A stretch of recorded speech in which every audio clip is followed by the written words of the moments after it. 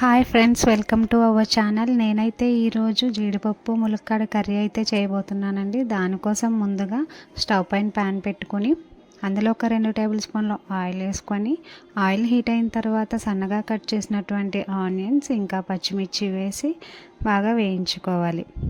ఇందులో 1 spoon salt ఇంకా పసుపు వేసి ఆనియన్స్ మగ్గేంత వరకు మూత పెట్టుకుని అయితే వేయించుకోవాలి. ఆనియన్స్ ఈ విధంగా మగ్గిన తర్వాత ఇందులో ఫ్రెష్గా దంచినటువంటి 1 స్పూన్ అల్లం వెల్లుల్లి పేస్ట్ వేసుకొని అల్లం వెల్లుల్లి పేస్ట్ పచ్చివాసన పోయేంత వరకు వేయించుకోవాలి.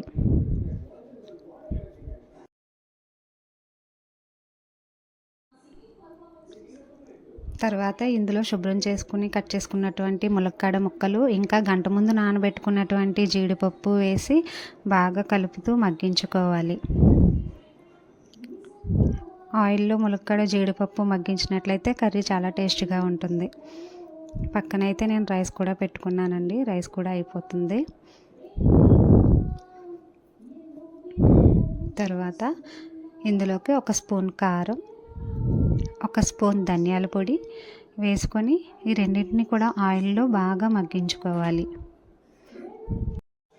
తర్వాత ఇందులోకి 1 గ్లాస్ వాటర్ యాడ్ చేసుకొని మునక్కాడ ముక్కలు బాగా ఉడికేంత వరకు మూత పెట్టి ఉడికించుకోవాలి. రైస్ అయితే రెడీ అయిపోయిందండి. నేను ఈ విధంగా రైస్ వార్పు పెట్టేసుకున్నాను. ఆయిల్ పైకి తేలుతుంది కదా, ఆల్మోస్ట్ కర్రీ అయితే రెడీ అయిపోయింది. అంతే అండి, ఎంతో టేస్టీగా ఉండే జీడిపప్పు ములక్కాడ కర్రీ అయితే రెడీ అయిపోయింది. నచ్చితే మీరు కూడా ట్రై చేయండి. ఎలా వచ్చిందో కామెంట్ చేయండి.